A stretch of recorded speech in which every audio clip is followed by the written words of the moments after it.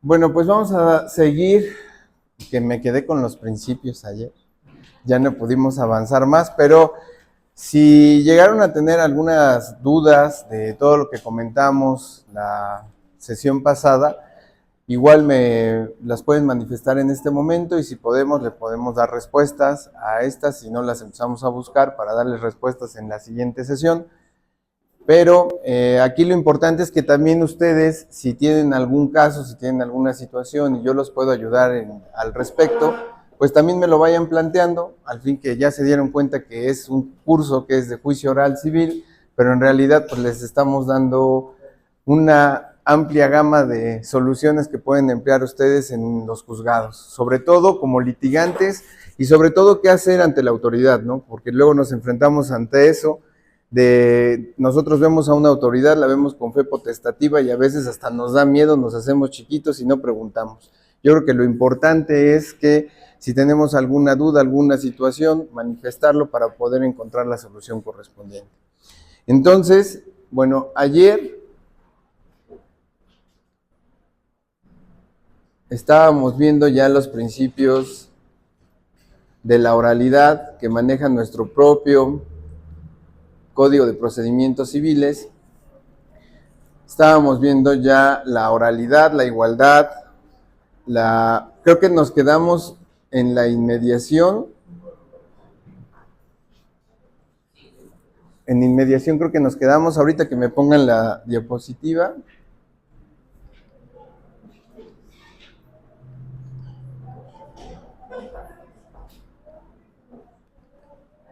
Ajá.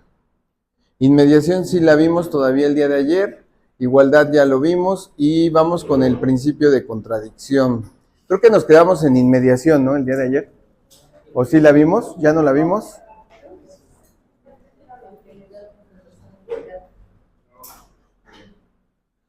Creo que ya no lo vimos, ¿verdad? El principio de inmediación. Bueno, en este principio de inmediación, ustedes siempre véanlo como cuando ustedes van a una consulta con el doctor. ¿Qué quieren ustedes cuando van con un doctor? Que el doctor lo atienda, ¿no? Que no los atienda a los pasantes, que no los atienda alguna persona que esté encargada, sino que el doctor, una vez que valora la situación, ya los va a recetar o los va a diagnosticar. En este principio de inmediación yo lo veo prácticamente así. En el principio de inmediación se refiere a que el juez, como autoridad, va a llevar a cabo el desahogo de todas las etapas del procedimiento, va a llevar a cabo desde la iniciación hasta la conclusión todo el procedimiento. Y este principio de inmediación se refiere a eso, a que en teoría el ciudadano juez, que es el que va a desahogar todas las etapas, esté empapado de todo el procedimiento para que al final pueda dictar la resolución correspondiente. Aquí muchos se llegan a confundir y entonces dicen, entonces, ¿dónde quedan las figuras dentro de un juzgado? En un juzgado más o menos saben cómo está organizado, ¿no? La organización dentro de un juzgado, pues están los comisarios, están los diligenciarios, están los secretarios, están, que nunca las vemos, pero son las más importantes dentro de un juzgado, que son las escribientes, porque sin ellas no podríamos avanzar y se nos atoran todos nuestros asuntos. La oficialía mayor, que ya ahorita que yo estoy ahí como director de una oficialía común, me doy cuenta que es el verdadero cerebro de cualquier juzgado. Mucha gente no reconoce la labor que se hace dentro de una oficialía, pero la oficialía es la parte central y medular de cualquier juzgado. Porque si ustedes presentan sus promociones y estas no las pasan al acuerdo correspondiente o no las turnan dentro del término, no las van a acordar. O se va a quedar atorada una apelación o no se van a llevar a cabo los oficios correspondientes. Entonces, la parte medular de cualquier juzgado, veámoslo yo así, ahorita que estoy de este lado, es la oficialía, porque la oficialía es donde va a llegar toda la correspondencia, todas las promociones, todos los recursos que ustedes vayan a presentar. Tienen el término de 48 horas para dar cuenta y una vez que se da cuenta, entonces ya se dictará el acuerdo correspondiente. ¿Cómo se lleva a cabo el acuerdo? Para que me lo entiendan. Dentro de un juzgado, bueno, en Puebla estamos hablando que existe una oficialía común de partes. Esta oficialía común de partes se va a encargar de recepcionar los documentos. Una vez que se recepcionan los documentos, se digitalizan. Estos documentos se van a escanear, digitalizar, se crea un archivo y se manda al juzgado correspondiente. En el juzgado correspondiente que les hayan asignado, estamos hablando de una demanda, se le va a dar ya un número de expediente. Por lo regular, en Puebla existen dos tipos de secretarías, la secretaría par y la secretaría non. Depende cómo les haya tocado el número de expediente. Una vez que cae con el secretario tiene 3 funciones que realizar. Primero, checar que vengan todos los documentos fundatorios de la acción. Segundo, que la demanda esté conforme a derecho, conforme al 194 del Código de Procedimientos. Yo como secretario lo primero que analizaba eran presupuestos procesales, ver si tienes competencia. ¿Para qué me voy a poner a estudiar una demanda donde establecieron que la competencia iba a ser en Tijuana, que la competencia iba a ser en Cholula, que la competencia iba a ser en otro distrito judicial? Entonces, lo primero que analizas como autoridad es, ¿soy competente o no soy competente para resolver de este asunto? ¿Tengo competencia? Es lo primero que analizo como presupuesto procesal. Lo segundo que analizas como presupuesto procesal es, ¿tiene legitimación y tiene interés jurídico? ¿Qué quiere decir? Ahí hay 2 diferencias. La legitimación es la persona que va a promover porque se ve agraviada de un derecho, y el interés jurídico es aquella persona que está promoviendo, ya sea por su propia persona o en representación de. Entonces, aquí sí se dan cuenta, son 2 figuras distintas, y nuestro Código de Puebla es bien puntual y te lo establece así, porque unos te dicen, con que tenga interés jurídico ya es suficiente. No, porque debes de tener el interés y la legitimación. Tengo el interés, yo voy a promover, pero la legitimación, ¿por qué voy a promover? A mí me causaron un agravio, yo soy el que va a demandar un tipo de acción. Entonces, ahí es donde tú tienes que hacer la diferencia entre el interés y la legitimación. Sí tiene interés, ok, ya vamos con el segundo presupuesto procesal. Y de ahí tienes que analizar que la demanda cumpla con todos los presupuestos del 194. ¿Alguien trae su código? ¿Puede darle lectura, por favor?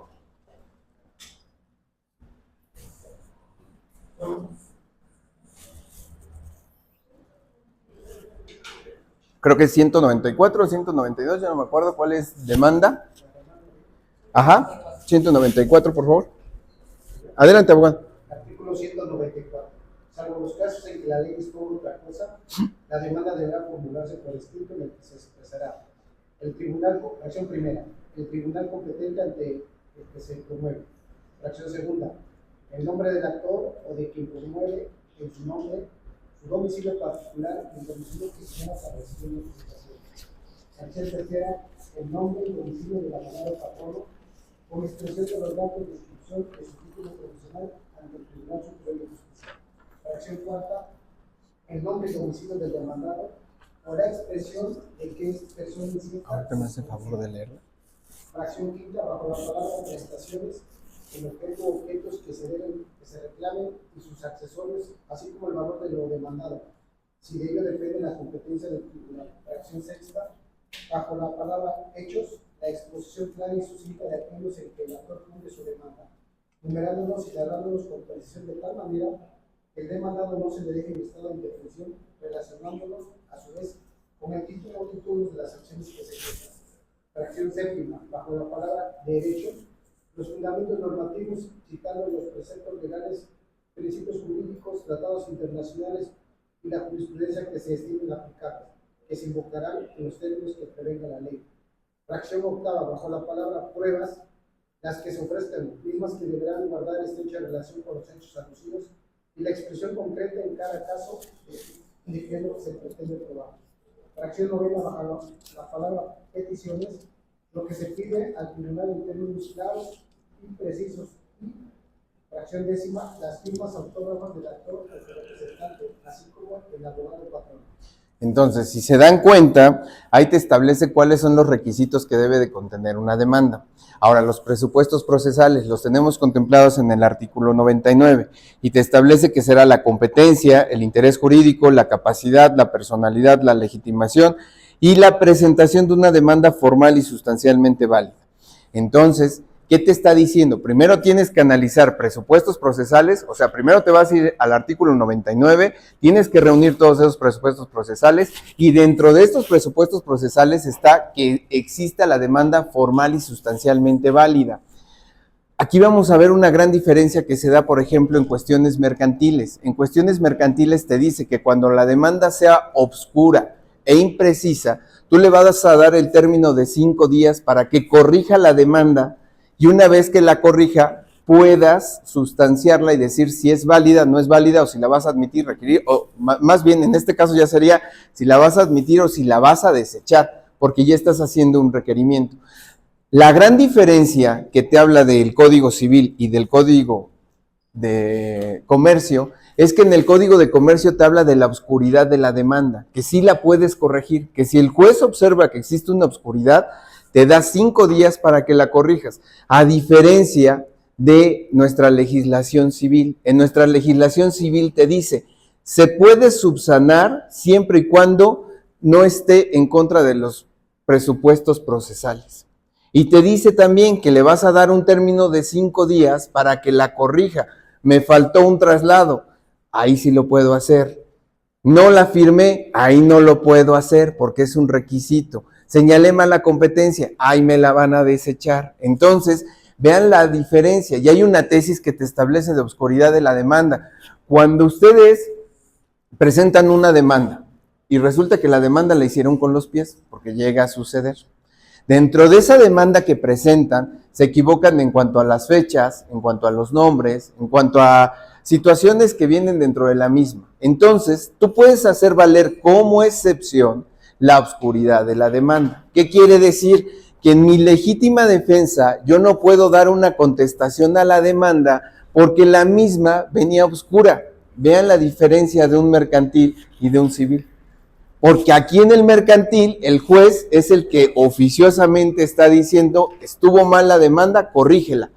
A diferencia del civil, que como una excepción procesal, que es mi medio de defensa que tengo como demandado, voy a hacer valer la oscuridad de la demanda. Entre otras excepciones que ustedes vayan a señalar. Pero la oscuridad la pueden señalar como excepción. Obviamente van a relacionarla y van a decir, es que dentro de sus hechos me dice que hay unas cantidades, que hay unas fechas que no se relacionan con el documento. Entonces, me dejas en estado de indefensión, no puedo dar contestación a la demanda.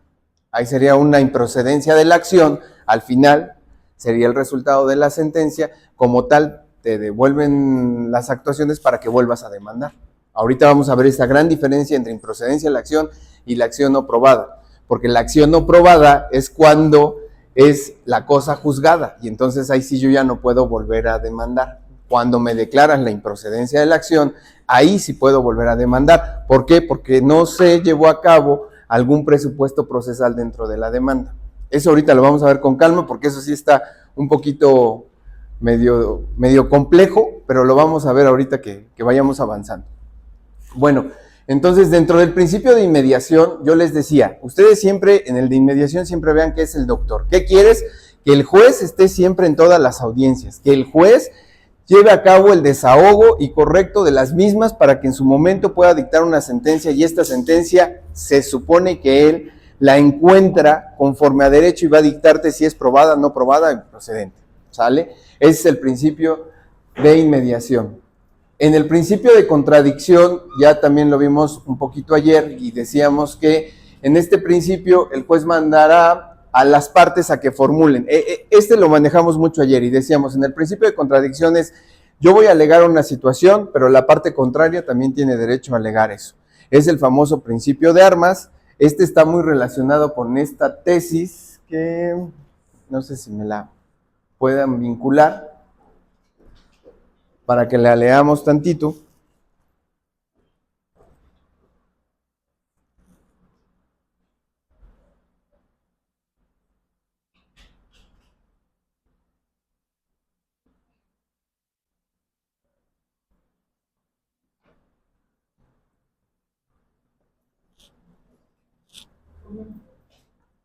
Bueno, aquí vamos a hacer un paréntesis que se me olvidó decírselos.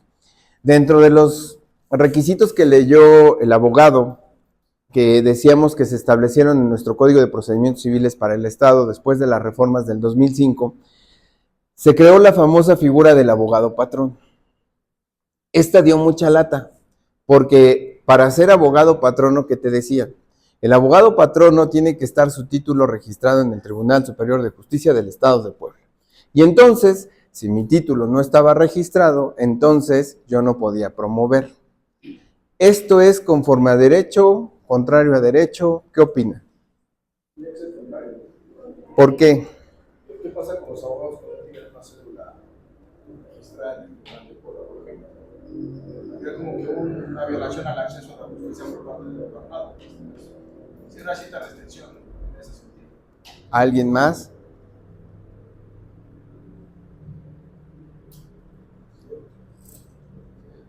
Podría ser sí, una violación por ejercicio de la profesión, sí, de la... Artículo 5º constitucional. Si yo tengo una cédula, yo puedo ejercerla porque ya me dieron la facultad y por eso acabé y por eso está registrada. Ya con tu cédula ya es suficiente. Pues, yo he escuchado porque hay una serie de debates al respecto, pero está todo inmerso en una defensa adecuada, que supone que se debe velar por las cosas y cada uno de sus requisitos. Y incluso algunos han hablado acerca de que existir el colegio, debe haber un mejor control al respecto. Y algunos están a favor porque dicen que eso es bueno porque busca que los datos, las cédulas y todo lo demás, no sean legítimas, sean del tribunal. Tal vez al final del día pudiera ser algo bueno, pero creo que aún sigue. Fíjate que el espíritu de la ley fue bueno. En el 2005 se buscó esa situación, se buscó la adecuada defensa o la debida defensa. ¿Por qué? Porque decían que existían muchos abogados que no eran abogados, pero que se hacían llamar abogados antes del 2005, y entonces ellos eran los que te llevaban los procedimientos, los famosos coyotes. Entonces, no eran abogados, pero así lo llevaban. Entonces, pero ahí va un caso. ¿Qué sucedió cuando, por ejemplo, vinieron personas de otro estado de la República a litigar? Y entonces te decían, ¿sabes qué? Te hago un requerimiento o se fueron más allá algunos tribunales. Te desecho tu demanda porque no me señalaste quién era tu abogado patrón. Y ellos te decían, pero es que vengo de otro estado y en ese estado no me están exigiendo esta conducta. Entonces, ¿ahora qué tengo que hacer? Afortunadamente, la Corte se pronunció al respecto en Puebla y en esta figura del abogado patrono y dice que si una persona tiene registrada su cédula, ya es suficiente. ¿Por qué? Porque vamos al artículo 5º constitucional y te hace todo el análisis y te dice, si tú ya estás con una cédula, tú ya estás acreditado para dar ese servicio, esa profesión, tú ya lo realizaste. Y entonces ahora, ¿qué pueden hacer?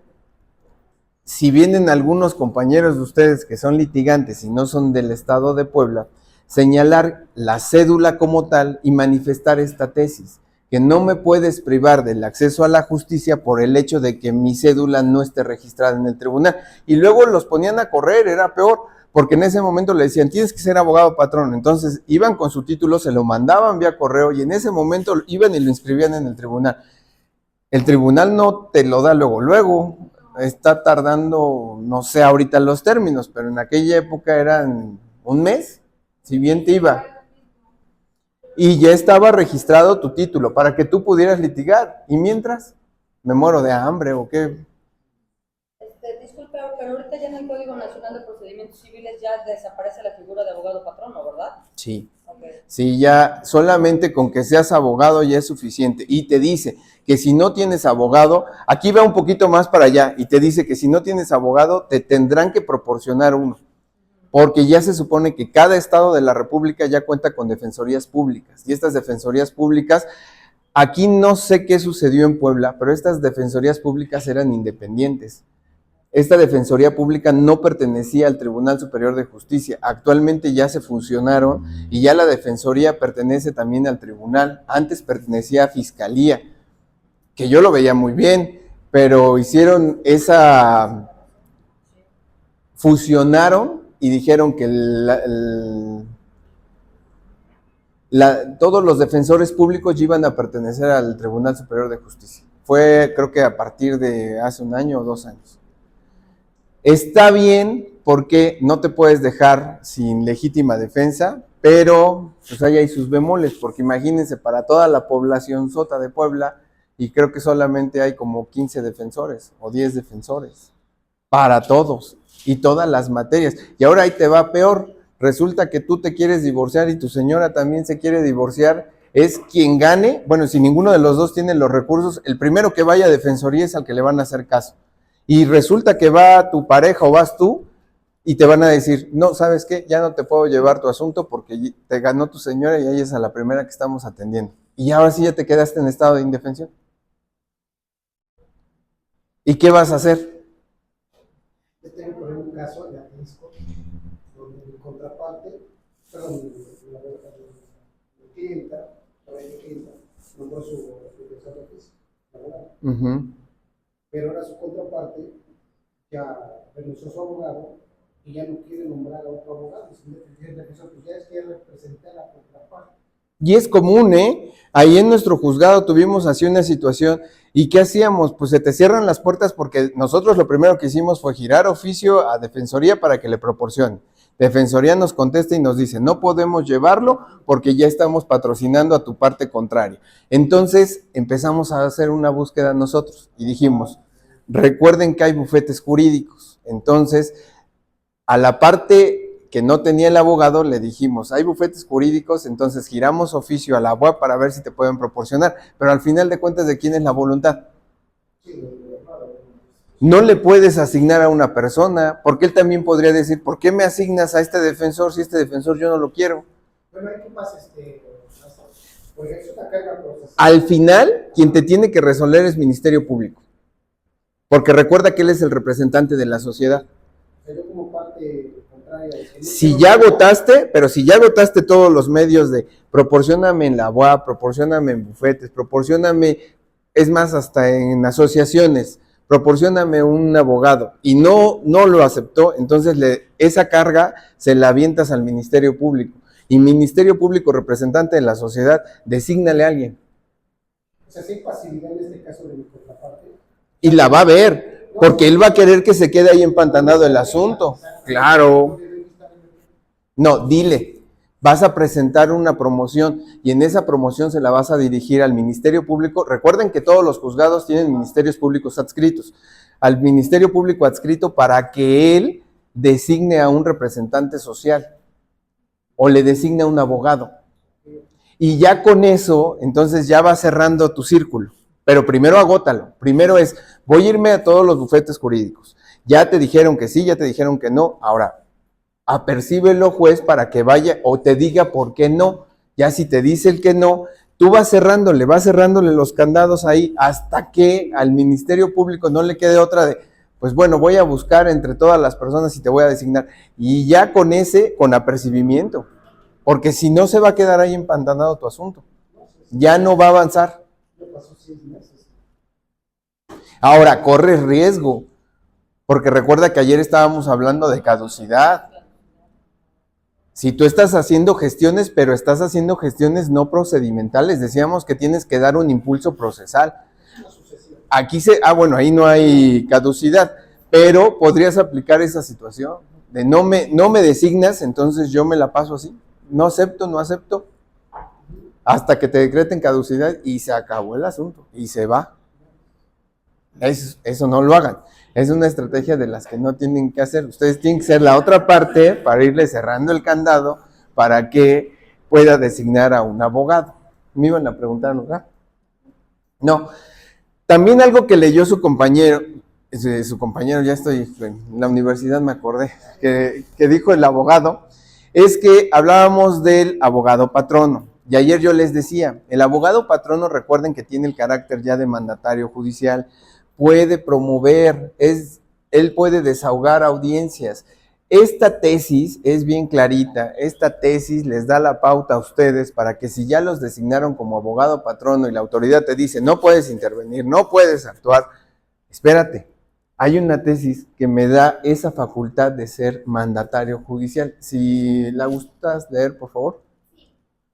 Tesis, el registro digital es 2016-134. Abogado patrono designado en un juicio civil en términos del artículo 25 del Código de Procedimientos Civiles para el Estado de Puebla, al equipararse legalmente a un mandatario o procurador judicial, está legitimado para promover el juicio de amparo en nombre de su patrocinado. El abogado patrono designa en términos del precepto citado se equipara legalmente a un procurador o mandatario judicial, con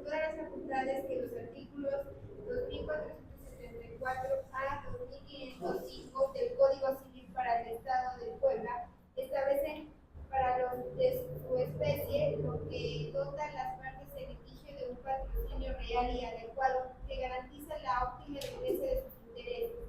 Por tanto, en términos del artículo 6 de la Ley de Amparo, dicho representante está legitimado para promover la acción constitucional en nombre de su patrocinado, bastándole acreditar que la autoridad responsable le reconoce ese carácter en el procedimiento civil, donde fue designado para que, conforme al artículo 11 de la ley mencionada, se admita su personalidad en el juicio de amparo, pues es la propia ley que lo regula, la que permite que esa representación se prolongue en la instancia constitucional, cuya personalidad queda acreditada en términos del artículo 10, primer párrafo, en ese ordenamiento, a fin de hacer sencillo y efectivo el acceso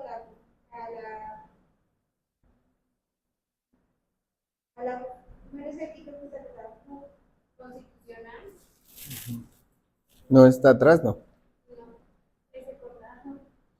Bueno, pero si se los gusta repetir, para que lo anoten ustedes. Mandatario judicial es el número de registro. 2016-134. Gracias. 16. 2016-134. Bueno, así entonces va a ser una figura que también ya va a dejar.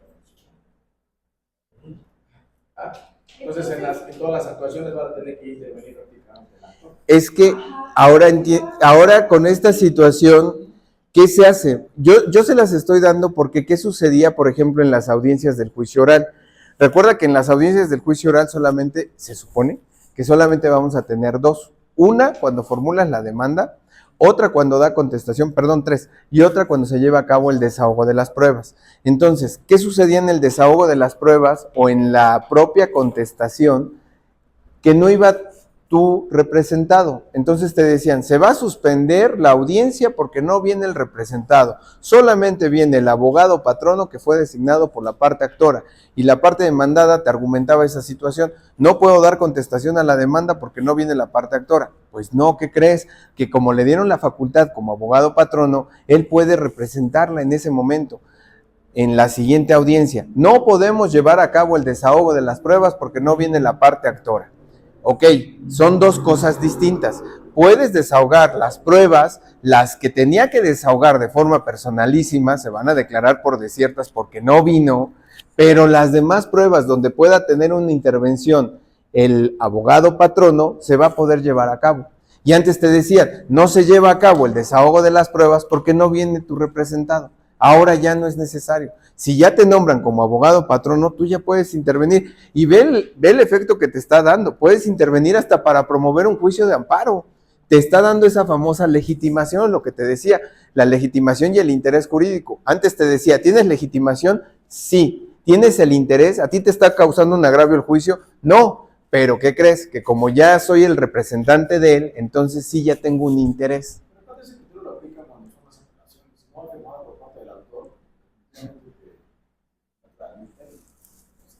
Lo que sí antes era la demanda. Si la demanda, recuerda que si no venía firmada por la parte actora, se desechaba.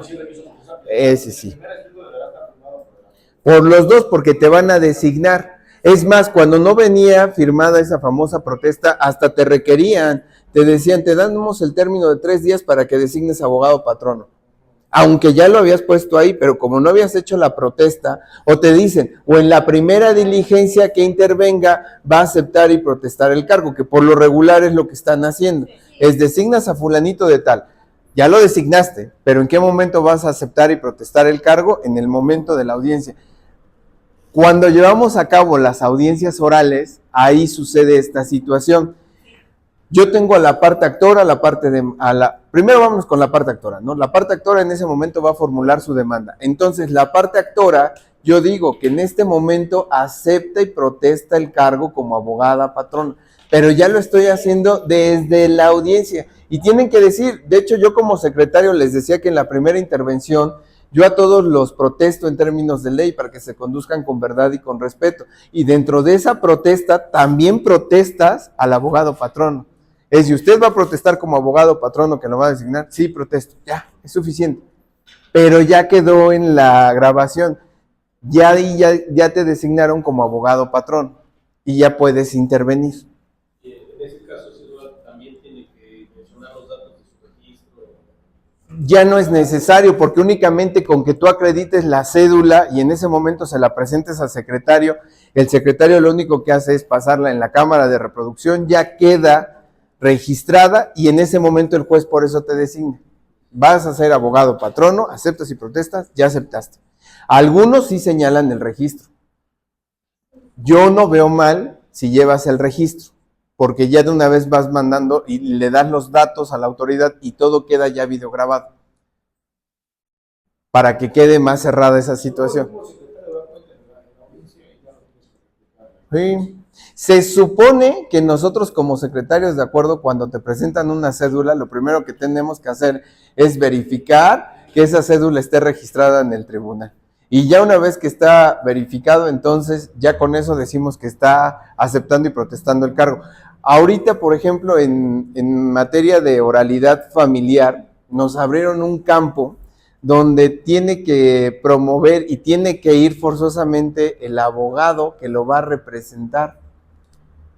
No sé si les digo o no les digo porque van a llenar de trabajo aquí a la abogada. Pero uno de los requisitos es que lleven su cédula y copia. Algunos no la llevan. Entonces, hemos tenido esa dificultad, pero nos abrieron ahí un vínculo donde puedes checar las cédulas profesionales y con eso ya verificas si es abogado o no es abogado. Ya se peleará ya en los juzgados en el momento en que formule la demanda, pero desde que ustedes van a oficialía, en algunas ocasiones es, pues, vete por tus documentos porque te faltan estos. Entonces, si llevan ustedes la cédula o copia de la cédula, nosotros podemos verificar qué es en el registro, si está la cédula.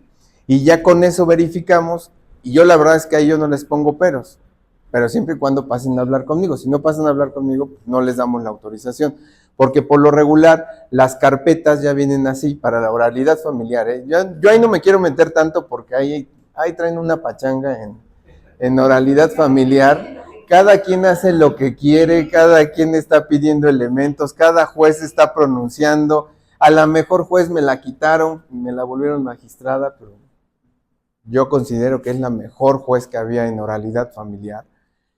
Afortunadamente ya es magistrada ahorita, pero la verdad es que era la que llevaba como tal, todos los procedimientos. Y la verdad es la que fue la pionera de todo esto. Ella fue de las primerititas, estuvo en Cholula, ya sabrán quién es. Entonces estuvo en Cholula, pero la verdad es que era muy buena, muy estricta, pero muy buena en su actuar. Porque ahorita estamos llegando al absurdo y lo tenemos que decir como funcionarios, pero llegamos al absurdo que para una contestación te están dando un mes. Para una fijación de pensión alimenticia te las están dando creo que en 3-4 meses, porque no ha llegado el oficio. ¿Y se le ocurre girar a la Comisión Nacional Bancaria? No. El famoso Ciara, que era el que nos iba a ayudar para que nos dijeran si había cuentas o no había cuentas de las personas para poder llevar a cabo embargo. Ese Ciara sirve para dos cosas. Es como la Procuraduría del Consumidor, así yo la veo. No, porque aparte ya lo avisas. Con ese famoso oficio del Ciara es, gírale oficio a todos los bancos de todo el mundo mundial para que me digan si hay cuentas. Pues en lo que se giran y llegas a ver uno, ya te vacían todas las cuentas. Ahí lo que decía su compañero, ¿dónde queda entonces mi garantía? Como medio sí, pero aún así adviertes porque giras los oficios.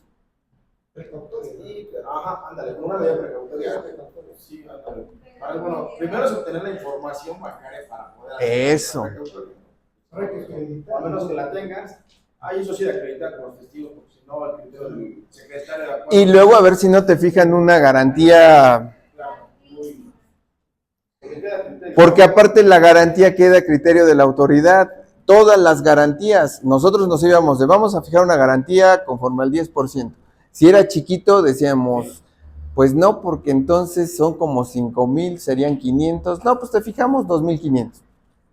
Y nos promovieron amparos, ¿eh?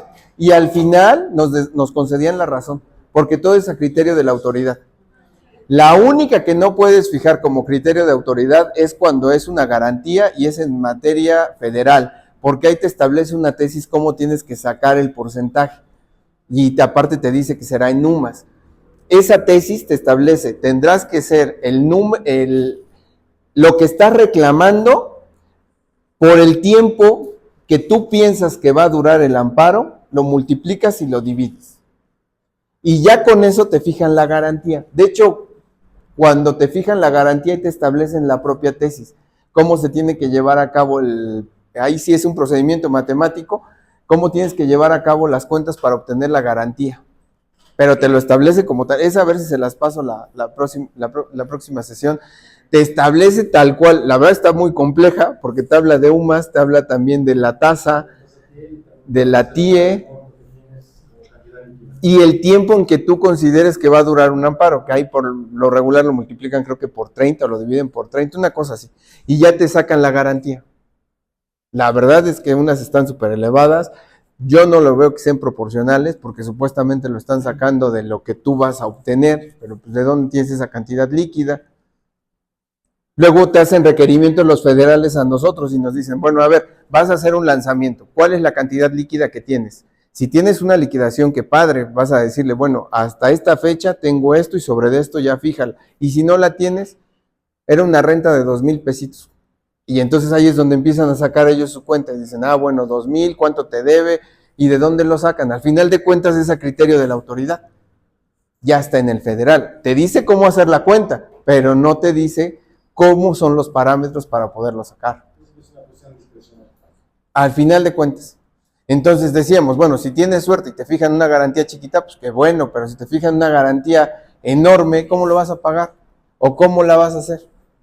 Dependiendo el asunto, ¿no? Si también es un asunto que valga la pena, pues sí le metes ahí el dinero.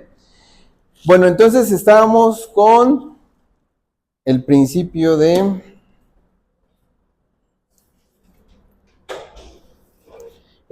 contradicción, ¿verdad? Y en el principio de contradicción decíamos que también se encuentra, vean, este es muy bueno.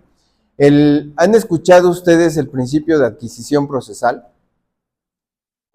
Adquisición procesal.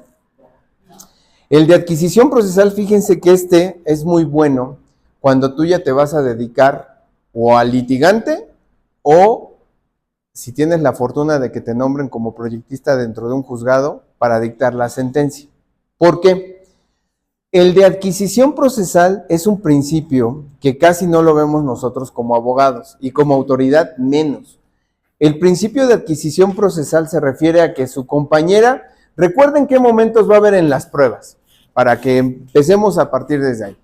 En las pruebas tenemos 4 etapas. En las pruebas tenemos cuando es el ofrecimiento de las pruebas, cuando es la calificación de las pruebas, si se admiten, si se desechan, cuando es el desahogo de las pruebas y finalmente cuando es la valoración de las pruebas, que es en el momento que se dicta una sentencia. En el ofrecimiento no hay más, puede ser en la demanda, en la contestación y en las vistas, ¿no? Hasta ahí quedamos. La calificación la hace por parte de la autoridad y te va a decir que se desechan o que se admiten las pruebas. El desahogo es un día y hora para que se lleve a cabo el desahogo de las pruebas que por su naturaleza así se tengan que desahogar. Porque recuerden que hay pruebas que por su propia naturaleza se desahogan. Las documentales que no hayan sido objetadas, pues se desahogan por su propia naturaleza. Entonces, hasta ahí vamos bien, ¿no? Y finalmente la valoración. En la valoración es cuando el ciudadano juez, con todos los medios de convicción que se hayan admitido y que se hayan desahogado, les va a conceder o no les va a conceder valor probatorio. Aquí tienes que ser muy bueno como proyectista, porque puede ser que se haya desahogado un medio de prueba y que ese medio de prueba no tenga nada que ver con la litis, o que en una testimonial te dijeron que a Chuchita la bolsearon, tal, pero nunca te dijeron que lo que tú querías ver, si se firmó o no se firmó un contrato. Entonces, no les concedes valor probatorio, a pesar de que estén desahogadas. y a pesar de que estén debidamente admitidas. Tú no le concedes el valor probatorio porque al final de cuentas este medio de convicción no te va a llevar a nada. Ahí viene la famosa adquisición procesal. En la adquisición procesal es parte actora, parte demandada ofrece pruebas. Pero resulta que parte actora ofrece una prueba que le beneficia a la parte demandada. Y parte demandada no dijo nada, sino que simplemente se llevó a cabo el desahogo de las pruebas. Entonces, en este principio de adquisición procesal, lo que sucede es que la autoridad va a decir, parte actora ofreció una prueba que le beneficia a parte demandada. Parte demandada, si bien es cierto, no me hizo ninguna manifestación, voy a concederle valor probatorio en perjuicio de la parte actora, porque la ofreció mal. Y lo que ofreció beneficia a la parte demandada. Entonces, en este principio de adquisición procesal, ustedes tienen que ser ahí muy puntuales en sus alegatos. Que muchos dicen, y los que estamos de este lado de la cancha decimos, los alegatos ni se leen. Bueno, pero sí se llegan a leer, ¿cómo no? Entonces, en la formulación de sus alegatos, ustedes tienen que hacer esta situación y hacer esta manifestación a la autoridad. En mis alegatos yo observo que existen pruebas que ofreció mi parte contraria, pero ¿qué crees? Que todas esas pruebas me benefician, porque te ofreció unos recibos, te ofreció unos pagos, entonces admitió que existía una deuda, admitió que existía esto. Con eso tú le puedes decir y abrir los ojos a la autoridad, y ese es el famoso principio de adquisición. Podría ser como suplencia, pero al final de cuentas es en perjuicio de la persona que ofreció mal una prueba. Eso a lo mejor lo podremos aceptar en materia familiar, pero en materia civil. Pero se puede, sí se puede, porque es el principio de adquisición. Muy poquitos se lo saben, y sobre todo como autoridad. Como autoridad, la verdad es que a veces nos sobrepasan las cargas. Así vamos a decirlo así, no hay que decir que no estudiaron, pero a veces sobrepasan las cargas y no lo haces en el momento del dictado de una sentencia. Pero lo tendrías que hacer. Lo tendrías que hacer sobre todo por la situación de que ofreciste mal una prueba en perjuicio de. Y obviamente, ven, para la valoración, cuando vas a dictar la sentencia, yo me aventé 2, 3 sentencias que sí las puse. Conforme al principio de adquisición procesal ofrecieron esta prueba, tal. Sobre todo quería pegarle a los bancos, que luego los bancos son bien abusivos. Y entonces yo quería decirles, ve, ahí ofrecieron algo y entonces en esta situación pues le beneficia a la parte contraria. Y ya con eso lo hacíamos. Como recuerdo que tuvimos un asunto de una persona que le falsificaron un cheque, le tomaron la chequera, le falsifican un cheque, con este van y lo cobran, pero tú observabas la firma y la firma no se parecía en nada, absolutamente. Entonces, aquí jugaron los dos abogados a la pericial y dijeron, a ver, no, la firma sí es la de... Y el otro dijo, no, nos vamos a la firma, porque él dice que no es la firma. Pues nos fuimos hasta el tercero en discordia. Y tercero en discordia, ¿qué creen? No creo que se haya vendido, pero pues dijo, sí es la firma, solamente que por la edad y por las cuestiones ya la modificó. Pues, ¿qué creen? Que nosotros como autoridad judicial, a pesar de que teníamos estas periciales, porque muchos abogados creen que la pericial ya es lo máximo, que si ya te dijeron en una pericial sí es, entonces tienes que hacerlo. No, porque recuerden que la pericial únicamente te sirve a ti como autoridad porque no eres experto en la materia o no tienes la pericia. Entonces, por eso te auxilias de un perito para que el perito dé su opinión. Pero no quiere decir que lo que diga el perito es la verdad absoluta, porque al final de cuentas, con tu libre jurisdicción para dictar una sentencia, tú tienes que observar todos los elementos, lo que decíamos ahorita de la adquisición. Y entonces, pues a todas luces, tú observabas que no era la firma. Hay una tesis que te establece que si tú como autoridad observas que no es la firma y se observa a simple vista, entonces tú le concedes valor probatorio. A los peritajes que les dijimos únicamente son auxiliares, no son parte dentro de un juicio, son auxiliares dentro de un procedimiento. Y dentro de ese auxilio no me ayudaron a obtener una verdad, ni siquiera absoluta. Podríamos hacerlo desde lo podrías haber hecho. Nosotros lo hicimos, pero lo hicimos para la debida defensa, para este principio que estábamos hablando de contradicción, porque tú ofreces una prueba pericial, y si en esa pericial yo digo, ¿sabes qué? Es que la firma no correspondía, pero tú me dices en mi pericial, no, es que yo te voy a demostrar que la firma no era. Ya lo dejas en estado de indefensión. Si un solo pleito que dijera, no es la firma, pero sí es la firma, un solo pleito. Ahí sí, como autoridad ya entras y dices, bueno, tengo una sola pericial porque no hubo contestación. Entonces, yo como juzgador, ¿Saben que no es? y si la tienes a simple vista, tú haces el análisis. Es más, aquí no se ha dado mucho, pero ustedes lo pueden hacer, la famosa junta de peritos. En la junta de peritos tengo el perito de la parte actora, el perito de la parte demandada y tengo el tercero en discordia. Entonces, pues sabes que yo no le creo a ninguno. Ninguno me da una verdad absoluta, ninguno me dice o me quita que las firmas sean de tal persona. Entonces, en esa junta de peritos lo que tú haces es, cítame a todos y entonces ahora les voy a preguntar, pero les voy a preguntar conforme a su dictamen, ojo, porque luego empiezan a agredir ya a los peritos. Es, ¿y usted por qué lo hizo? ¿Usted se vendió? ¿Usted tal situación? No, es conforme al peritaje. En el peritaje usted dijo que tal. ¿Cómo llegó a esa conclusión?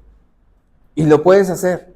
Solamente que muchos abogados no se atreven a esa situación. Pero la junta de peritos es muy válida. Se pueden objetar también los peritajes. Claro, objetas el peritaje. Hay muchos que lo ves y sabrán sobre.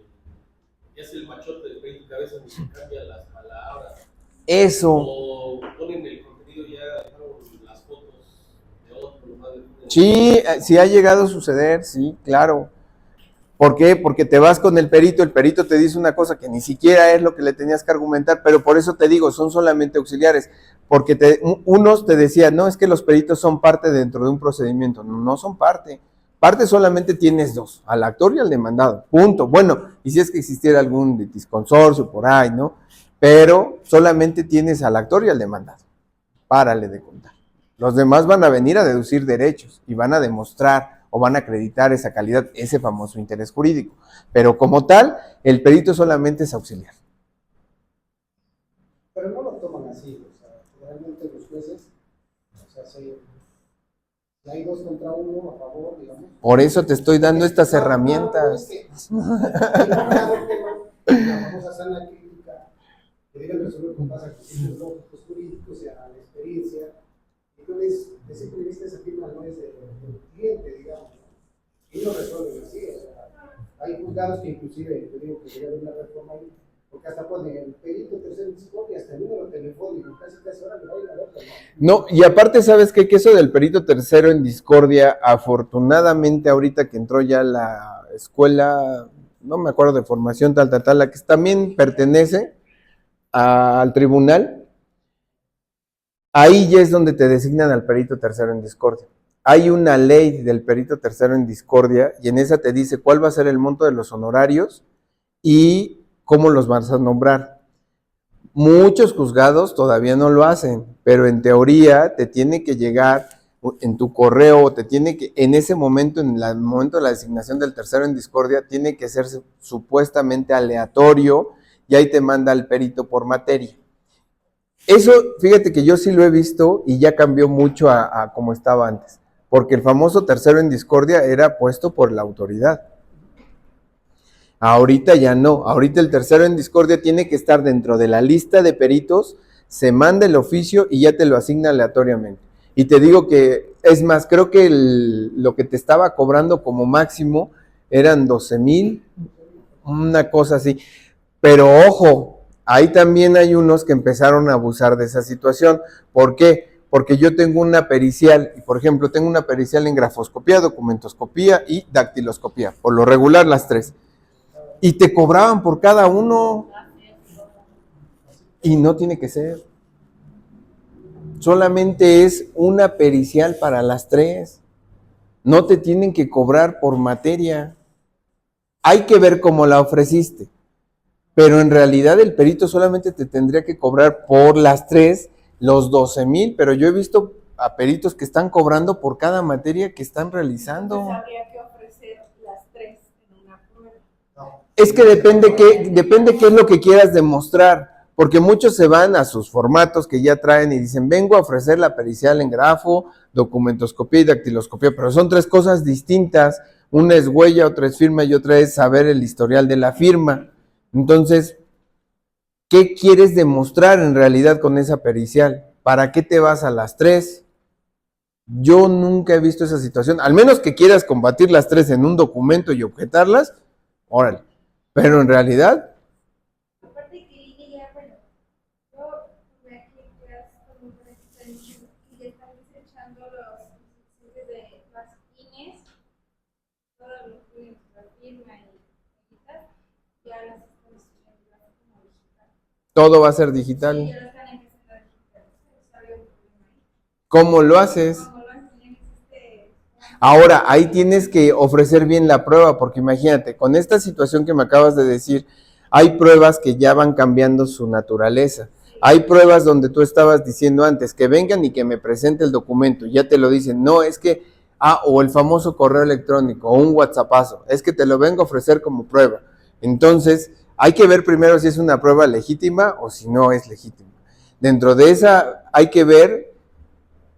Hay una tesis que está muy buena, ahorita me acabo de la famosa novia tóxica. ¿Por qué? Es así, así está relatada, yo no lo dije. Porque se supone que le manda no sé cuántos correos a WhatsAppazos a esta persona y después esos WhatsAppazos el novio los ocupa como pruebas. De ahí surge lo del derecho a la intimidad. Porque tú no puedes presentar, que muchos lo hacen, capturas de WhatsAppazos y presentarlos como documentales, porque lo que necesitas es la autorización de la otra persona. Tú los puedes ofrecer, lo que decíamos, y se pueden admitir, pero no los tienes que valorar. No le tienes que conceder valor probatorio, porque para que esa publicación que realizaste de un WhatsAppazo sea válida, necesitas a fuerza el consentimiento de la otra parte. Pero en este caso, si lo ofreces como pericial en informática, puedes ofrecer. Ahí vas como informática. A eso iba. Que el que informática, como ya cambió, ahora el de informática te tiene que dar los números de correos, todo lo relacionado a la información de cómo obtuviste esa prueba. Si no me dan el acceso. Bueno, pero bueno, sí. En este caso, si yo llegó la información a mi teléfono, La vas a ofrecer, pero recuerda que necesitas forzosamente el consentimiento del otro, porque si no, sí sería una prueba ilícita. no, precisamente, porque se va a sustraer la información y los metadatos que trae la ruta y todo. ¿Qué vas a demostrar con la prueba? Eso sí tendremos que ir a auxiliarnos del perito para ver qué tanta información puedo sustraer de este teléfono que me permita vincularla con la contraria. Para no tener... Y sobre todo, ¿qué vas a demostrar, no? Si vas a demostrar unos estados de cuenta, si vas a demostrar alguna situación pública, no hay ningún problema. Pero si vas a demostrar alguna relación que tenías, ahí sí necesitas forzosamente el consentimiento. Muchos lo hacen, la gran mayoría es, vengo y te presento estas capturas de pantalla para demostrarte que este era un infeliz. Pues no, porque necesitas el consentimiento de él para que sea válida. ¿Eso también procede en materia penal? Es que ahí cambia la prueba, porque recuerda que ahí la prueba hablas de la licitud, y entonces te diría que no es una prueba lícita, y como tal ni siquiera te la admitiría. Depende qué es lo que quieras demostrar. Si quieres demostrar alguna situación de un estado de cuenta, puede ser, pero depende del juez.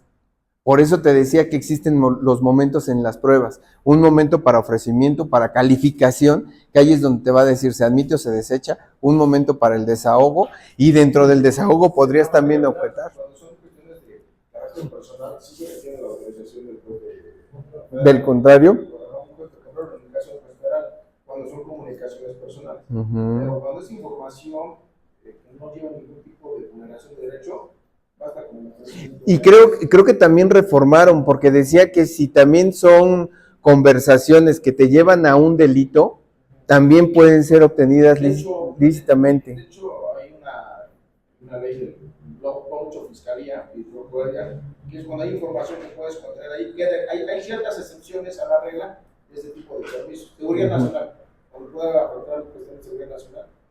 Sí, o que sean causantes de un delito, provenientes de un delito, también las puedes obtener. En materia penal, el Código Nacional establece, si yo quiero demostrar algo, en una investigación, yo como víctima o como presunto, Ujú. solicito al Ministerio Público para efectos de acreditar la integridad de la prueba, para que él a su vez la solicite al juez de control y a veces la autorice. Juez de control.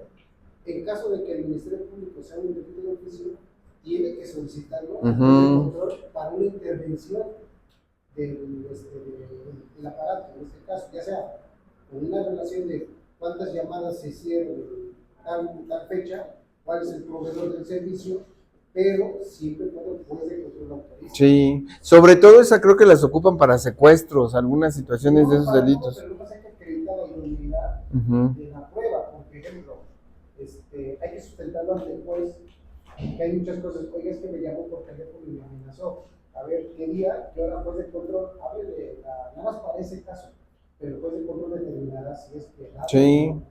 Pero si hay juez de que como yo quiera. Pero es el federal el que lo autoriza. No es a nivel de nosotros es el juzgado, es el Código Nacional. Puede ser a nivel también fuero común. He visto que los fueros comúnmente siempre declinan, sobre todo en intervención de comunicaciones, tratado de delitos de secuestro, se excusan Y lo mandan al federal, ¿no? Y ya el juez federal sí es el que autoriza la intervención y bien, entonces viene la intervención por parte del perito de fiscalía para que sustraiga la información de todo el proceso. Digo, bueno, al menos en los casos que intervenido, sí, fiscalía he visto siempre. Acá les digo, en materia civil, sí he visto yo que presentan esas capturas, sí las ofrecen, es más, en algunas ocasiones hasta las llegan a admitir, pero en el momento de la valoración no les tendrían que conceder el valor probatorio. Porque aparte de todo son presunciones, no hacen prueba plena. Salvo aquellos que se pueden acreditar con código QR que tengan una cadena digital. Salvo aquellos.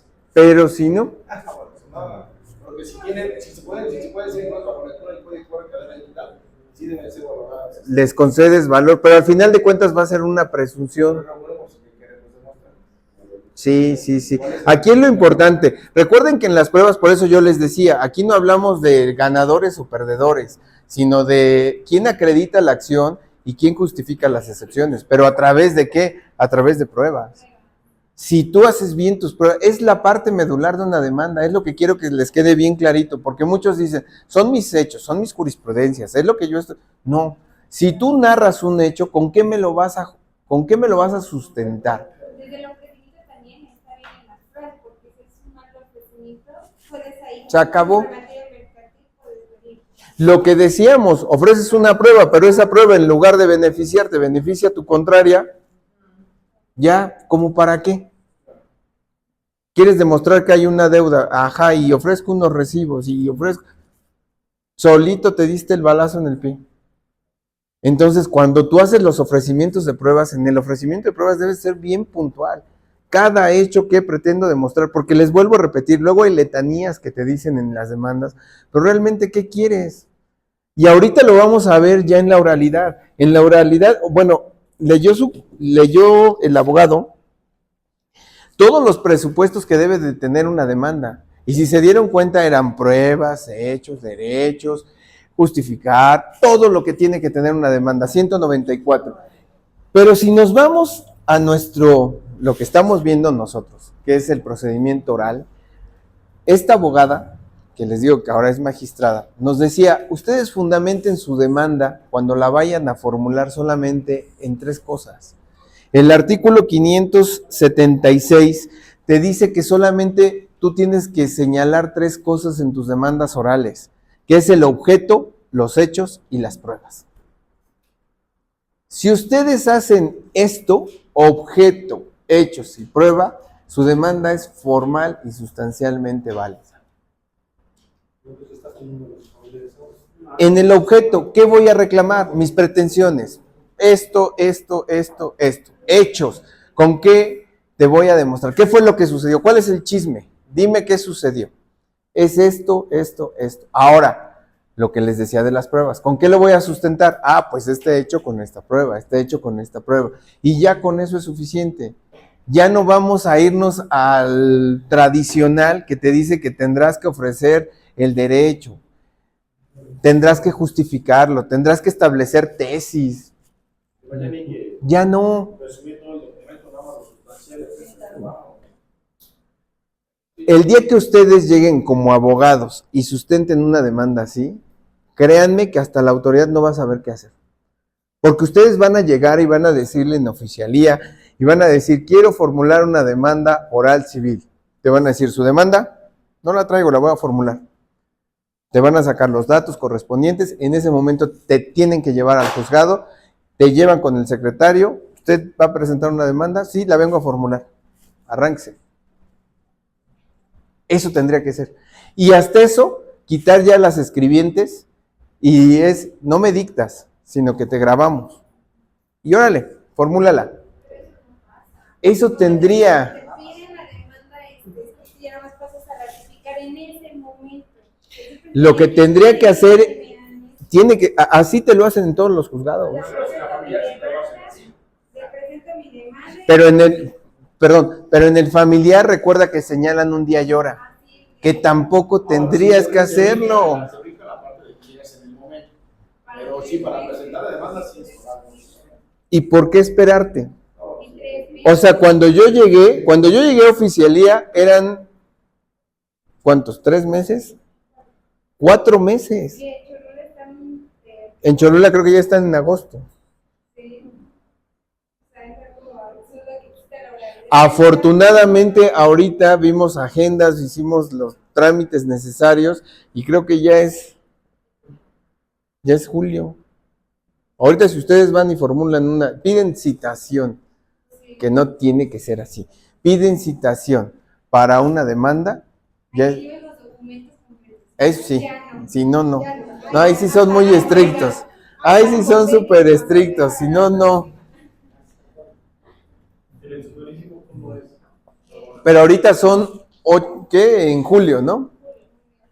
¿Qué va de cuando llegué? No me estoy echando flores, pero ¿qué va de cuando llegué? Yo llegué allá en esa dirección en noviembre y estaban 4 meses para una cita. Ahorita ya te las están dando en un mes. Y un mes se me hace mucho. En el oral exodurísimo, ¿cómo está ahora? ¿Cómo va el procedimiento? De cada quien tiene como que igual su criterio. ¿Cómo me regreso a la presentación? ¿Alguien sabe? Bueno, bien, por ejemplo, en el programa sumarísimo, digamos, el código maneja como dice objeto, hechos y pruebas, ¿no? Si la formuláramos oral. Y si se formula estricta así, Ahí sí, le rompes el paradigma a la oralidad y tiene que ser conforme al 194. y si es estricta, nos ajustamos a 194. Pero es que, por ejemplo, ahí tú la llevas, a mí ya me pasó, yo no sabía, yo como hice mi demanda y la llevé en una UCB, pero la llevas por derecho propio, señalando el recinto, No hables mal de oficialía. pero bueno, pues él es otra cosa.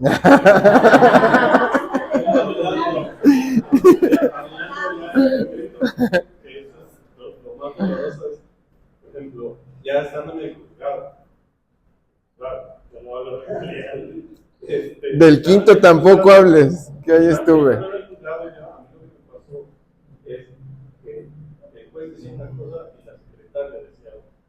La secretaria me lo quería escuchar y después dije que no. Afortunadamente decía que no era el juez, ¿no? No al revés, no me había escuchado, pero mi juicio inició así. Copiaron toda la demanda tal cual de la USB y la pegaron y así la firmé. Y otra cosa que aprendí ahí, yo le comentaba al maestro, es que llevar tu perito, tus pruebas, tienes que llevar todo y todos en ese momento, si no, lo has hecho. Pues yo esa parte, porque eso me parece que tú obviamente lo dices, pero se sobreentiende que todo es ahí, ¿no?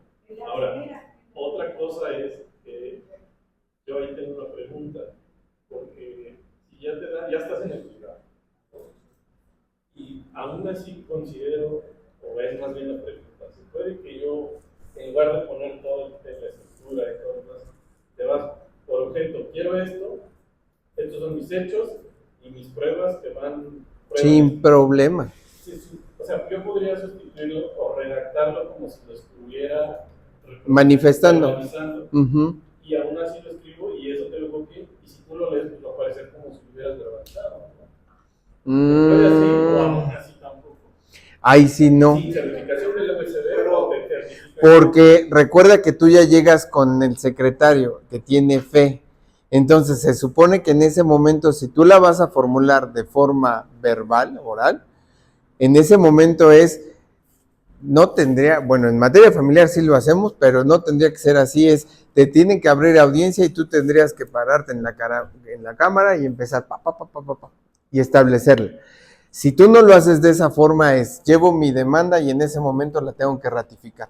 ¿Qué te diría yo como autoridad si me hicieras esa situación? Yo como autoridad te diría, ok, tú dices que esta va a ser tu demanda, ¿estás de acuerdo? Son tus objetos, tus hechos, tus pruebas, ¿estás de acuerdo? ¿Lo ratificas? Conforme se vaya. Ya lo ratificas, dices, ok, se va así. ¿Qué te van a decir? Porque recuerda que ahí no te la admiten. Ahí primero lo estás ratificando, estás diciendo, es mi consentimiento y decir que esto que está escrito, yo lo hice con mi puño y letra, pero lo estás ratificando. Entonces, después va a venir el auto, en el auto de radicación, bueno, en el auto que te va a admitir, desechar o requerir. Yo ahí te diría, pues ¿sabes qué? No reuniste los requisitos procedimentales del 194 porque me estás ratificando esto, que según tú es tu demanda, pero no tienes ningún presupuesto, no tienes ninguna situación, se te desecha. Yo lo haría así. Ya después te pelearías con la autoridad en un amparo o no, y establecer. Te la desecha porque no reuniste, porque tu supuesto es, en un escrito pongo mis hechos, mi objeto y mi prueba. Simplemente porque no lo hiciste de manera oral. Por eso te lo desechan. No. A ver si estamos en el mismo canal. Tú presentas tu demanda con todos los requisitos del 194. Tiene que ir con todos los requisitos del 194. Cuando es escrito. Ajá. De ahí se va a mandar al juzgado. Juzgado te va a decir que en ese momento la ratifiques. Pero tu demanda tiene que ir conforme los requisitos del 194. Porque es una demanda que tú estás formulando de forma escrita. De forma escrita, ¿eh? Y si es escrita debe de tener estos supuestos. Entonces, si tú lo ratificas en ese momento, ya después te va a recaer el auto donde de todos modos te admite, te desecha, te requiere y te señala día y hora para la audiencia de conciliación. ¿Sale? Te íbamos bien. ¿Qué sucede cuando tú no llevas tu demanda? Te constituyes en oficialía también. En oficialía dices, no traigo demanda, la vengo a formular de viva voz, de forma verbal, como tú quieras, ¿no? Entonces, en ese momento, se te va a dar el juzgado que se te va a asignar, te van a mandar al juzgado, porque desde ahí ya te registraron la demanda, aunque no la presentaste, porque la vas a formular de forma oral, te asignan un juzgado, te asignan un número de expediente y ya te van al juzgado. Hoy en día, yo quiero proveer un superísimo, no llevo nada, ningún documento, yo quiero, bueno, se supone que debo de llevar pruebas y todo listo, ¿no? No porque la vas a... bueno, tus pruebas sí, porque las vas a agregar. O sea, yo llevo mi hospital, mi especial, llevo mi perito, llevo todo, ¿no? Me están esperando. Tu perito no. Y yo me acerco a oficialía y digo, quiero proponer mi demanda y cerrar su servicio, ¿no? De manera verbal. Y yo me imagino que te toman algunos datos, ¿no? Sí, claro. Te pedirán tu correo, tu nombre, Sí. el de tu contraparte también. Sí. Y supongo que solamente esos datos en el horario turístico. No exhibes nada. Que exhibirías tus documentos fundatorios de la acción, porque sí lo tienes que anexar, porque si no, ¿qué sucede? Si te vas al juzgado te van a decir, ok, ya la formulaste, pero no traes documentos fundatorios. En primera, ¿cómo sé que ambas partes se sometieron a la oralidad? Recuerda que uno de los principios es la voluntad, y el artículo te decía que lo primero que debe de existir es un documento mediante cual las partes se sometan a esa jurisdicción, a esa vía. Porque yo, cuando yo me acuerdo que me recibieron todo, incluso la demanda, todo. Y yo dije, bueno, ¿qué hacemos? ¿Te lo doy poquito o qué? Digo, no, dame todo. Entonces, como si fuera en un ordinario, Ujú. así presenté todo. Sí. Y ellos, a cambio, me dieron el ticket. Me dijeron, te toca tal lugar, tal día y tal hora, para que vayas. Ah, bueno, pero si te dieron día y hora, entonces fue una oral, pero familiar. Porque en las familiares solamente estamos haciendo esa distinción. Es que por eso te digo, aquí yo no quiero confundirlos mucho, pero ahí te va. En materia familiar hay un acuerdo de pleno. En este acuerdo de pleno, ¿de qué fecha es? Del 30 de julio, el acuerdo de pleno te dice que todos los que sean juicios relacionados a guarda y custodia, visita y convivencia, alimentos, divorcios, ya sea cualquiera de los dos, unilateral o bilateral, se tienen que llevar a cabo en esta forma, en la vía oral sumarísima, siguiendo y atendiendo esas formas. Así te dijo. Y entonces, lo que haces tú es cuando yo voy a formular, ahorita lo último que hicieron en estos familiares es, ok, te voy a dar una cita, pero me vas a traer estos documentos previamente para ver si te doy o no te doy la cita. Si traes estos documentos, te doy la cita. O sea, es tu primer palomazo es constituirte y saber qué documentos voy a tener que presentar para sacar la cita en el juicio que yo voy a promover. Que ese juicio sea de estos que te acabo de comentar, que es visita, que es guarda y custodia, que es alimentos o que es divorcio. ¿Ok? ¿Hasta ahí vamos bien? Tú te vas a constituir en la oficialía. En la oficialía ya llevas estos documentos. Estos documentos los presentas. Si tienes los documentos, se te va a señalar un día y hora para llevar a cabo tu formulación de demanda oral, que es la gran diferencia que se da con los civiles.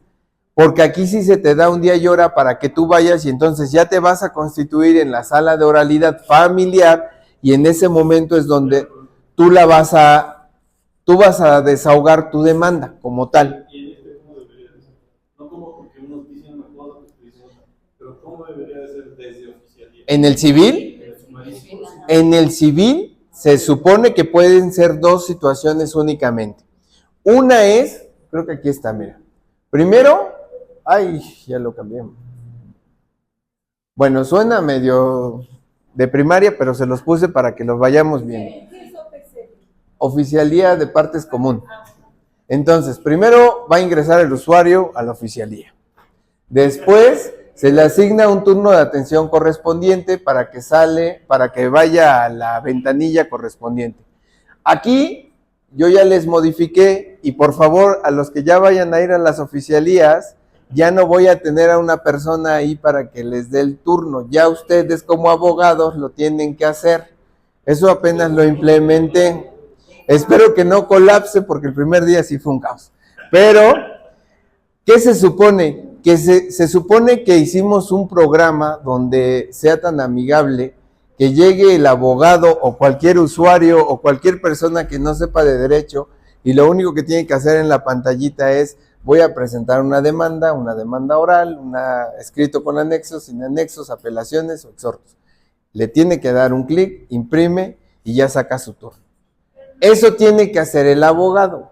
Le cuesta mucho trabajo al abogado. Ya vimos que a veces el abogado está en su teléfono y entonces a veces el abogado, no, aunque parece ya salchichonería ahí porque ya se oye una campanita, una campanota y te va pasando los turnos, pues no atienden luego los abogados esa situación. Entonces, lo que pretendemos es que desde que lleguen a la oficialía, ustedes mismos saquen qué es lo que quieren presentar, ¿no? Ahí también están las demandas orales familiares. Dice ahí citación. Bueno, se supone que ya sacaste tu turno, ¿no? Del jamón. Después de ahí ya te van a mandar a una ventanilla. Si son una demanda oral familiar, hay ventanillas que están designadas para ese objeto. Tengo 2, el acuerdo de pleno dice que deberían ser 3, pero solamente están habilitadas 2 ventanillas para que recepcionen tus documentos y te digan, si tienes todos tus documentos, entonces te señalo un día y hora para llevar a cabo tu formulación de demanda. Y ya, ahí se acaba. Eso nosotros formamos ya una carpeta, esa carpeta la digitalizamos y se la mandamos al administrador de oralidad. Y ya después, él ya, cuando tú vayas a formular tu demanda, eso que ya se lo dimos digital, ya lo tiene él y se lo pasa al juez. Y ya la formulas. Ahí se acabó en oralidad familiar. ¿Dudas de esto? Desde la oficina común nos vas a asignar la fecha. Sí. Desde ahí. Sí. Pero ahí nada más si llegas con los documentos fundatorios. Necesitas llevar tus documentos. Si no llevas tus documentos, no, ni te recibo. Pero eso nomás lo digitalizan o ya se queda ahí. No se digitalizan. Y yo, bueno, Y no, se quedan ahí porque ya vas a empezar a formar las carpetas. me das una acuse y me das mi fecha para la formulación. Sí. Hasta ahí se acaba. Familiar. Familiar. ¿Sale? Fecha, hora, número de carpeta y el juez a la que se Ah, sí, hasta te dicen ya qué juez te va a tocar. Desde ahí escuchamos de ching. Creo que sale impreso en el ticket, ¿no? Ahí te dice. Bueno, hasta acá vamos todos bien, ¿no? Todo esto en sumarísimo, pero recuerda que se hizo sumarísimo, es que está mal dicho, pero es oral, sumarísimo, familiar. Pero en realidad es oral, sumarísima, punto. Que ahí metieron estos orales. Estos orales, te vuelvo a repetir, es por un acuerdo de pleno, porque ahí llegan abogados y te llegan argumentando, y la verdad no se me hace mal argumento. Desde el momento en que te decían, ¿por qué tengo que llevarlo a cabo en la vía oral sumarísima? ¿Dónde dice? Vengo a presentarte mi demanda y tú regístramelo en el sistema tradicional. ¿Qué sucedía? Imagínense, los primeros conflictos que llegamos a tener fue por estas situaciones. Y no estaba tan malo. O sea, si tú como abogado te ponías y decías, ¿dónde? ¿Por qué lo tengo que hacer de la forma oral? Pero no determina el 575. No, porque esto fue por acuerdo de pleno. Por acuerdo de pleno. Pero puedo leer. Sí, adelante. Dice, independientemente de lo dispuesto por el artículo anterior, el Tribunal Superior de Justicia Funcional del Pleno determinará mediante acuerdo En pleno. en pleno los asuntos que podrán ser sometidos, conocidos y resueltos a través del juicio oral sumarísimo. O sea, dijo, ahora los familiares en esto. Pero fue determinación de pleno. Porque en realidad, recuerda, y aquí si tú lo ves hasta jurisdiccionalmente, chocaste ya con muchas figuras, con muchos procedimientos, porque recuerda que la guardia y custodia, la visita y convivencia eran privilegiados. Se supone que era un juicio así, donde lo que tú querías es que en ese momento obtener la custodia, obtener las visitas, por eso era privilegiado, porque desde el primer auto te tenían que decir, ok, el niño corre un peligro, el niño está conmigo, entonces dame la guardia y custodia. O tal vez decías, quiero inscribir al niño a una escuela, pero necesito la guardia y custodia, reconócemelo. Y para eso los hacías. Se lo va a llevar el papá, entonces voy a hacer la guardia y custodia. Necesito unas visitas y convivencias porque la mamá no me lo deja ver hasta que le pague alimentos. Entonces necesito las visitas y convivencias. Eran privilegiados. Ahora, viene otro supuesto. Alimentos, no me quería meter en familiar. Alimentos es un juicio especial. ¿Por qué es especial? Porque la característica era que desde el primer auto te tenían que fijar la pensión.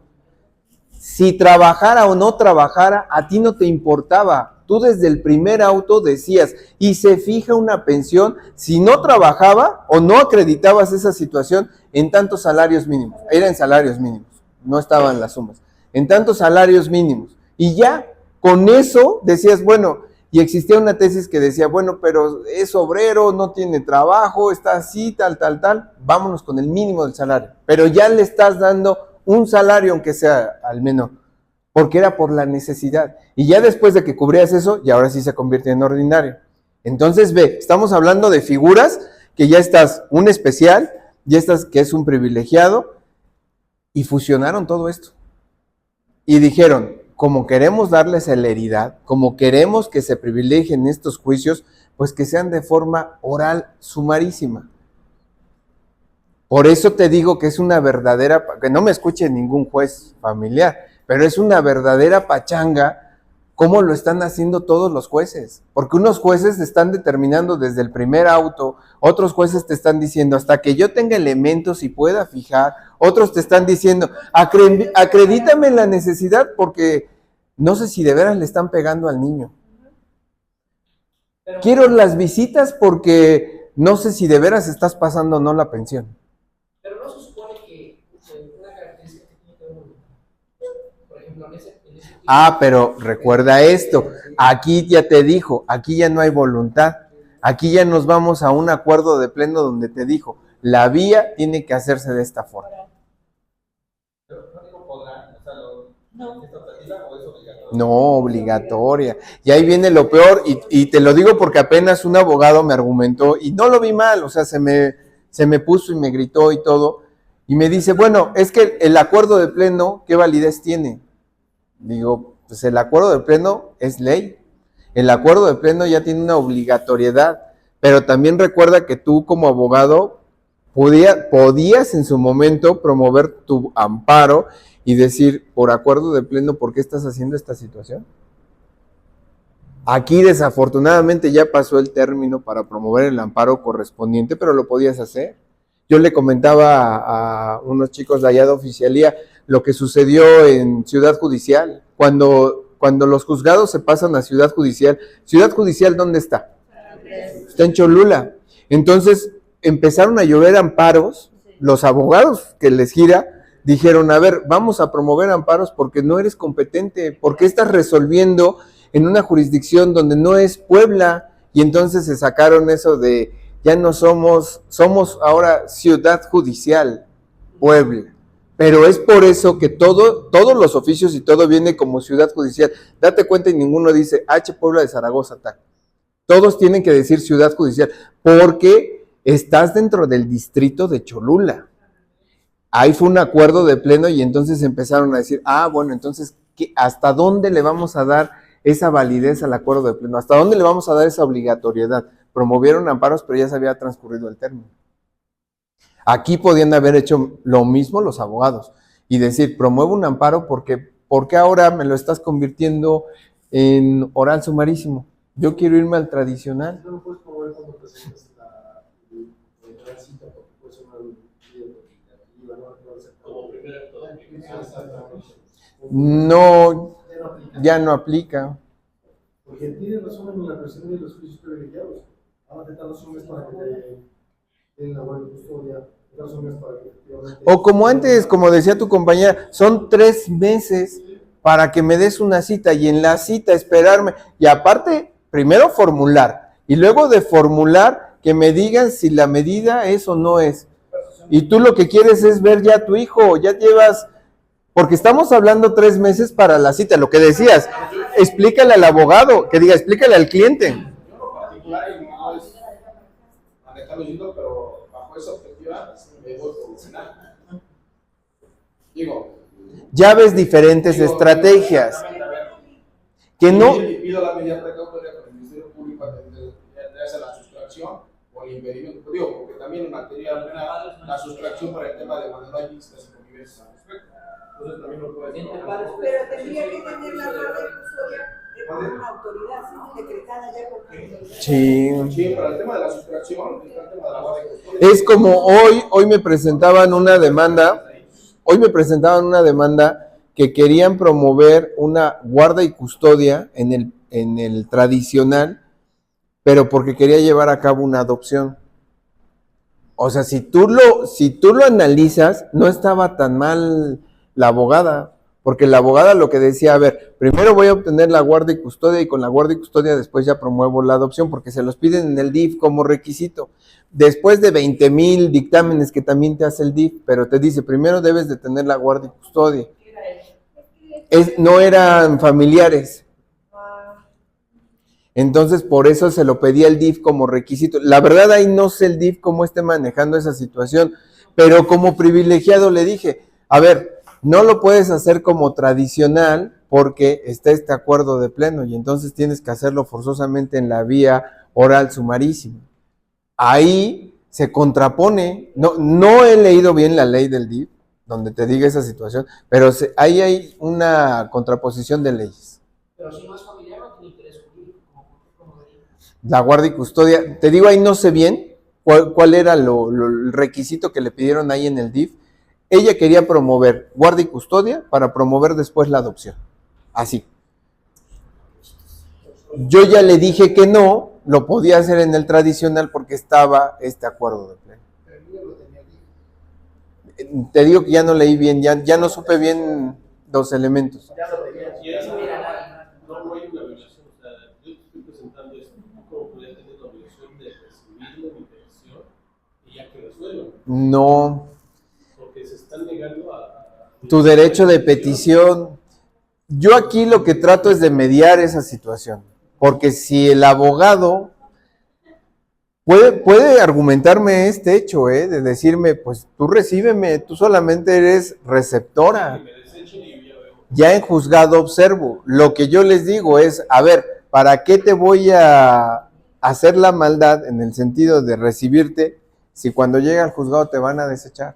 O cuando no me presentan los documentos, falta un documento, ¿para qué voy a mandar así la carpeta si la juez, dependiendo de qué juez, te lo va a desechar o te va a requerir? O sea, ya estuviste un mes esperando para tu cita y luego de ese mes te van a hacer un requerimiento de que te hizo falta algo que me exhibieras. ¿Como para qué les hacemos la maldad? En teoría somos eso. En teoría seríamos un primer filtro para que lleguen a los jueces de oralidad ya sin ningún problema. Ya vengo a formular. Sí te están negando de alguna forma tu derecho de petición.